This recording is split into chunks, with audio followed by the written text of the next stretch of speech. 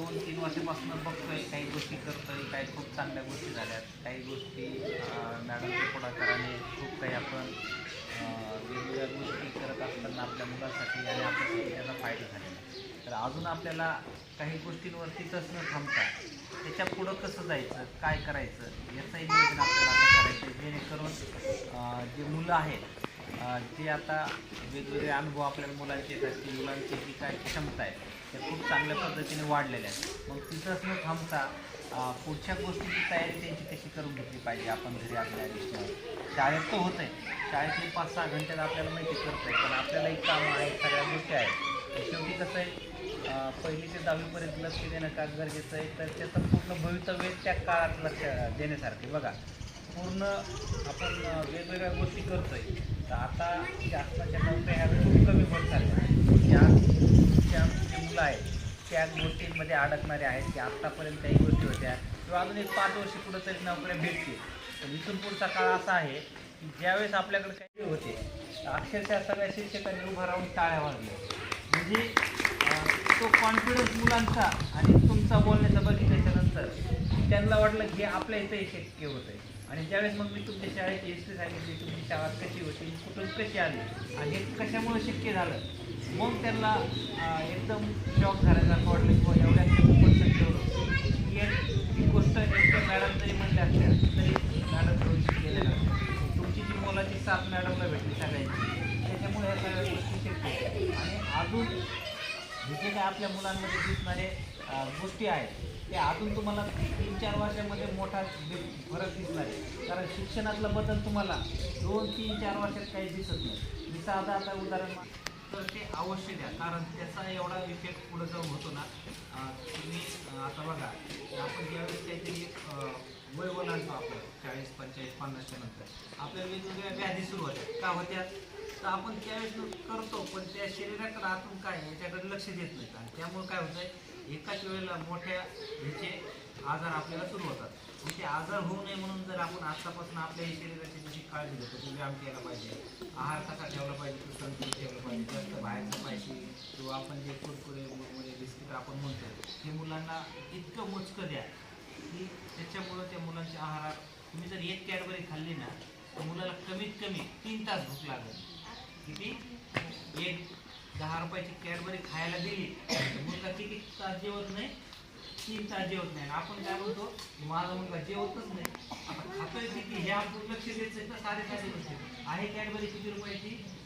10 रुपयाची. पण किती वेळ जेवत नाही? 3 तास जेवत नाही. असं प्रत्येक जे बाहेरचे पदार्थ आहे ते मुलांना होता होईल तेवढं कमी द्या. तुमचे घरचे पदार्थ तयार करा ते मुलांना किंवा आपले मुलं आणि इतर मुलं काय झालं. कारण शिक्षणातला बदल आहे ना तो टप्प्याटप्प्याने जाणवतो, तो आपल्याला असा सहज दिसत नाही. आता मी ज्येष्ठ आपला मॅडम ग्राउंडवर गेलो हां, तर काय झालं गेल्या वर्षी त्या शाळेत मिटिंग झाली माता पालकांची आणि मी आत्ता व्हिजिटला गेलं ते हां, तर त्यातल्या 4-5 माता सारखे ॲक्टिव्ह होते. तर म्हणे काय शिक्षक फक्त लिहायला वाचायला लावतच नाही. तर मिटिंग झाली तर ते एकच प्रश्न ठीक आहे नाही लिहायला लावतेच ना. असा कुठला शिक्षक नसतो म्हटलं की लिहायला लावल्याच्यानंतर तो वाचायला लावतोच म्हटलं, पण ते लिहिण्याचं काम जास्त असल्यामुळे तो वाचत नसेल म्हटलं. म्हणे नाही आमच्या मुलाला वाचता येत नाही, लिहिता येत नाही, गुन्हा येत नाही. ठीक आहे, मी काय केलं त्यातील 2-3 मुलं उठवते आणि त्यांना वाचायला लावते. ते मुलं खडाखडा वाचत होते, बेरीज करत होते, एक अंकी गुणाकार एक अंकीला येत होता. तेही म्हणलं आता ह्याच्यापेक्षा दुसऱ्याच्या मुलाला काय यायला पाहिजे, म्हणलं गुणाकारापर्यंत येत आहे. म्हणलं तुमच्या मुलाला काय ना कशी म्हणलं तुम्हाला माहिती आहे का दुसऱ्याला काय यायला पाहिजे? नाही म्हणलं तुम्हाला माहित नाही दुसऱ्याला काय यायला पाहिजे, तुम्ही कसं असतं ना मग आपण पण जाणीवपूर्वक शाळेत ठीक आहे ना एक्स्ट्रा आपल्याला काहीच घ्यायचं नाही. शाळेत काय घेतले बाबा हे तरी किमान तुम्हाला माहित असतं पाहिजे. काय शक्यतो आहे ना ज्यावेळेस म्हणजे आईला किंवा वडिलांना बोलायचं तर आई वडिलांनीच यायचं, आजी आजोबाला बाकीच्यांना माहित नसतं. मग ते इथं काय सांगते ते तिसरंच मध्ये बोलते तर ते ऐकूनच येत नाही, त्यांना काय चाललंय ते माहित पण नसतं. आणि आठवड्याला तुम्हाला दररोज जरी नाही ना तुम्ही एकदा जरी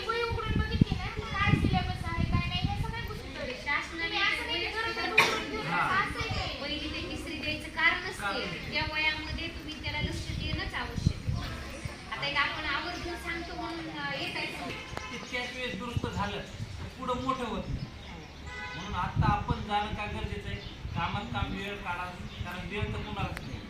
जे ते प्रत्येकजण आणि शेतीच्या कामामुळे बिझी आहोत. पण आठवड्यातलं कुठं तरी अर्धा तास मॅडमशी बोलून जाऊन ह्या गोष्टी करा. कारण अजून आज वेळ तुम्ही मुलांना सुट्टी दिला तर तुमचा पुढचा वेळ वाचला. हा आणि शिक्षणाची त्याला फार मोठी गरज आहे अशातला भाग नाही. पण किमान तुम्ही त्याला ह्या वयामध्ये ना बस म्हणला तरी त्याला वाटत नाही माझ्या मुलीने मला बस म्हणली. आणि सांगा की मॅडमने काय दिलंय, काय शिकवलंय, तो केलंय का, पण तेवढं तरी करून द्या. कारण कसं आहे, दररोजची दररोज होणं गरजेचं आहे. बघा, शहरी भागात आणि ग्रामीण भागात फरक एवढाच आहे की ते शाळेतून आल्याच्यानंतर ट्युशनला जातो, आईवडील शिकलेले असतात. त्याच्यामुळे ते काय होतंय, 2 वेळेस त्याचं दररोजचं कंटिन्यू होतं. आणि कंटिन्यू झाल्यामुळे काय होतंय, त्याचं सातत्य राहतं. आणि कुठल्याही गोष्टीचं सातत्य असल्याशिवाय त्याचा रिझल्ट भेटतो. रिव्हिजन म्हणजे पाहिजेच पाहिजे, कारण त्याशिवाय पर्यायच नाही मुलांना. आणि एकदा का तुम्ही हे 10 वर्ष गेले, पुढचं त्याचंही फ्युचर चांगलं आणि तुमचंही फ्युचर चांगलं. तुम्हाला काहीच गरज नाही बोलायची, सांगायची. तो त्याचं क्षेत्र बी निवडतोय, त्याच्यासाठी काय लागतंय तोच सगळं काढतोय. म्हणजे आपल्याला तेवढी मेहनत घ्यायचीच गरज पडत नाही. आता सुरुवातीच्या काळामध्ये आईवडील समजा आता आमचे शिकलेले नव्हते, आम्हाला म्हणजे शिकले जे काय आम्हाला तेव्हा कळत होतं तसं बाहेर पडलं घराच्या. आता आमचे आईवडील शिक्षक होते, पण आम्हाला काय, आम्हाला जेवढं कळलं किंवा 2 गोष्टी ऐकायला भेटल्या, हे झाल्या, त्याच्यावर आम्ही आता इथपर्यंत आलो. तसं थोडंसं बसा, कारण बसल्याने काय होतंय, चर्चा होती. आणि ती चर्चा सकारात्मक होती.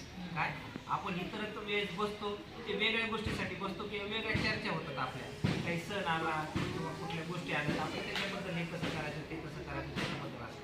पण आवर्जून मुलांसाठी बसत नाहीत, मुलांसाठी बोलत नाहीत, मुलांबरोबर चर्चा करत नाहीत, तर त्याच्या चर्चा करणं फार गरजेचं आहे.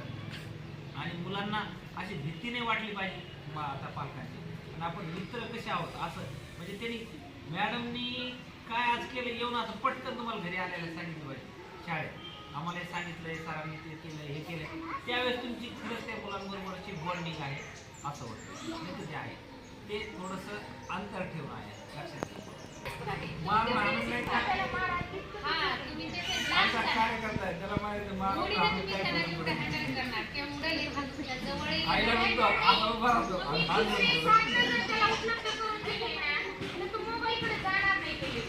जाऊ द्या. पण त्यात बी चांगल्या गोष्टी आहेत, गोष्टी लावू द्या, त्याला काहीतरी कानाला ऐकू द्या बस. आणि त्याच्यामध्ये काही व्हिडिओ असतात, र क म्हणजे उच्चार जे आहेत ना मुळाक्षरांचे, त्याचे सुद्धा व्हिडिओ आहेत. म्हणजे तुम्ही चांगलं जर बघायला गेले तर भरपूर आहे. म्हणजे याच्यात काय चांगलं आहे काय वाईट आहे तुम्हाला माहिती नाही.